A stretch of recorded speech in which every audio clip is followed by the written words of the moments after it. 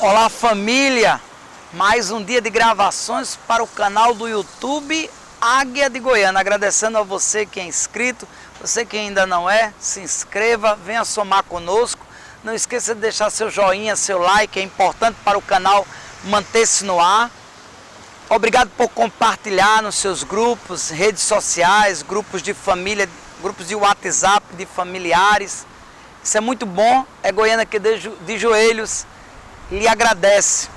Temos o dever moral de propagar a nossa história. Nada e ninguém poderá nos proibir, porque como goianenses, como nascidos neste solo sagrado, temos este dever de propagar as glórias da nossa cidade. Você que quer apoiar esta iniciativa, nos pergunte como. Seja parceiro através do seu empreendimento, sua empresa. Poderá ter no rodapé deste vídeo por valores irrisórios, porque a finalidade deste trabalho não é angariar recursos, mas pelo contrário, propagar Goiânia. Então poderá ter o nome do seu empreendimento de forma definitiva, como também da sua família, o sobrenome de sua família no nosso trabalho, que tem a única finalidade, propagar a nossa história. Ainda me encontro em Olinda, é final do dia, mas já gravamos em Recife, agora em Olinda, fragmentos da história de Goiânia. Logo vocês entenderão o porquê de estar aqui no Varadouro, no mercado do Varadouro. Alguns vão nos dizer por causa das varas de ouro, varas douradas ou com detalhes de ouro, que serviam para sustentar, abrir as tendas dos comerciantes em uma determinada época da Olinda Grande, da Olinda que era referência não só para Pernambuco, como para toda a região. E nós estamos aqui em busca de fragmentos que liguem este lugar à terra gloriosa e eterna de Goiânia. Em minhas mãos a obra Velhas Histórias de Goiânia, de Octávio Pinto. Nesta obra, a história do primeiro automóvel, que iremos aqui falar de forma rápida, porque o texto que eu trouxe faz referência a este lugar, por isso aqui estamos. Mas em outro local, no Porto do Recife, nós iremos discorrer melhor sobre esta obra e sobre o primeiro automóvel, inclusive apresentando recibo desta época, para que assim a nossa história se fundamente em livros e documentos. Nós não estamos querendo dar aulas de história, longe de nós. Queremos sim dar um beliscão na memória, chamar a todos para se debruçarem sobre a história de Goiânia, fazermos com que cultura, história, tradição, patrimônio seja a pauta permanente, não apenas no momento político em que pré-candidatos buscam tudo sobre Goiânia. Passada esta fase, ninguém se lembra de mais nada. Nós queremos inverter esta lógica.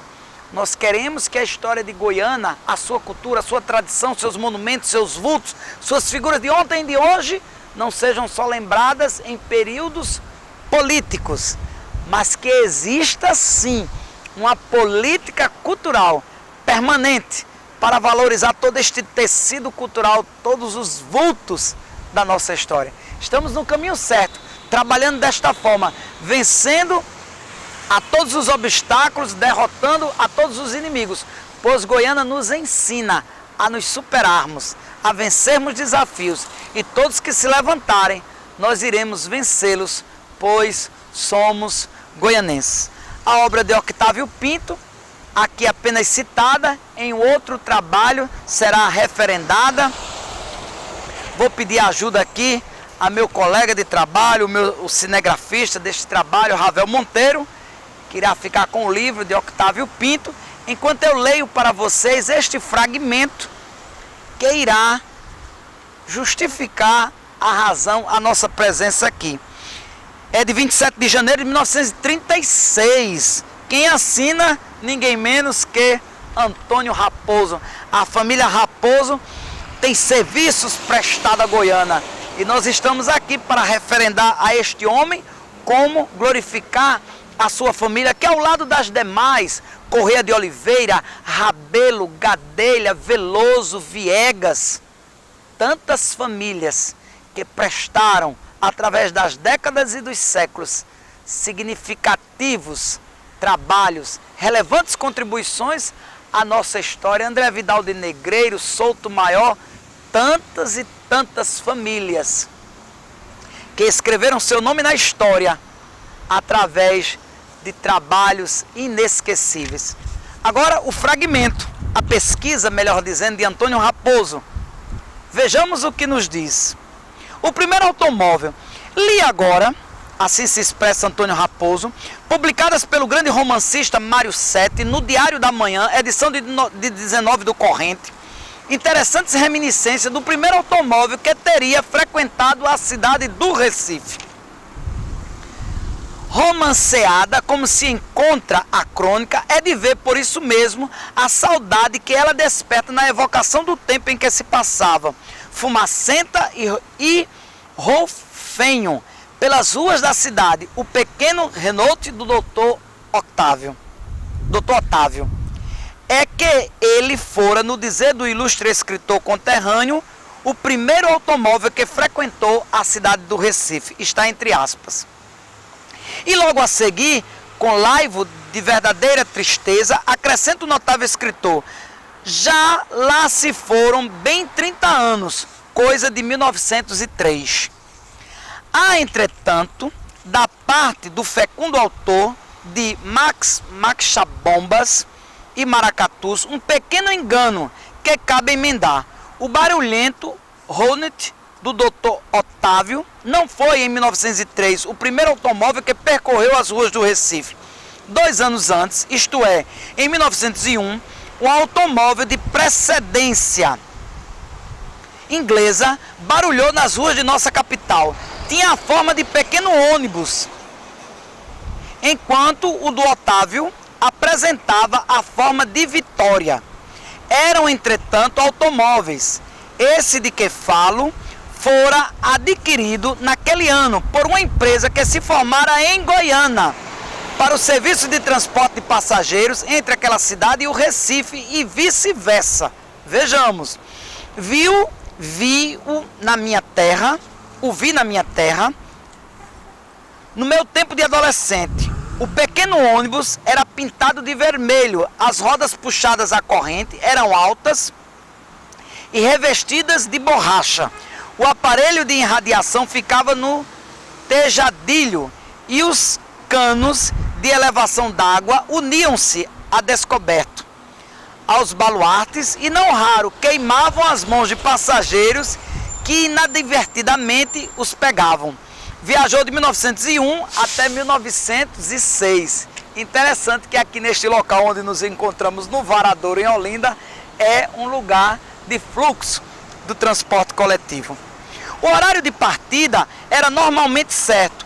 O de chegada, porém, estava a depender do número de soltos das correntes, de entrosagem das rodas e de pessoas para empurrar o ônibus nos declives da longa estrada molhada pela queda das chuvas.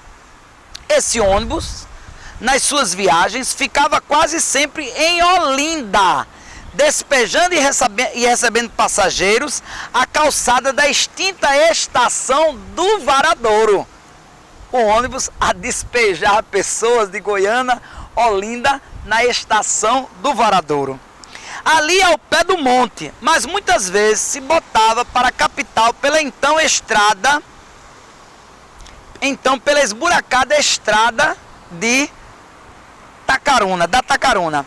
Aqui entre ondas de fumaça e alaridos de trovão, pegava por medida de segurança as ruas mais largas, fazendo bandear de susto, com embaraços de corrente, os lerdos burricos daquele antigo e chitosos bondezinhos. Às vezes a gente tem uma certa dificuldade com a leitura porque existe uma termologia de época, mas é compreensivo. Guiado pelo diretor da empresa, Edvard Johnson, engenheiro mecânico da extinta usina João Alfredo de Goiânia, era de ver a admiração que a todos despertava a ciência do saudoso inglês em dirigir e entender o bicho. Essa direção passou pouco depois a ser feita pelo senhor Henrique Bernardes, que ainda vive e que assim é o mais antigo motorista de Pernambuco. Se aqui no Recife era grande,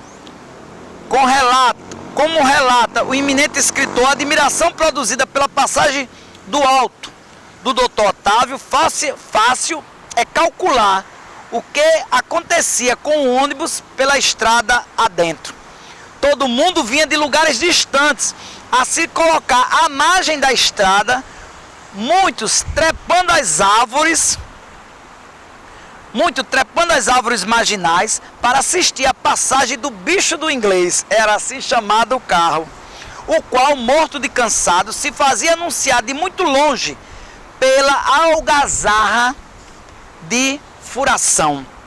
Isso de um lado. De outro lado, isto é, de lado dos que viajavam no ônibus, não raro era ver e ouvir passageiros, corpo em parte, pendido para fora e gritando em altos brados, numa agitação incessante de braços: saiam do caminho!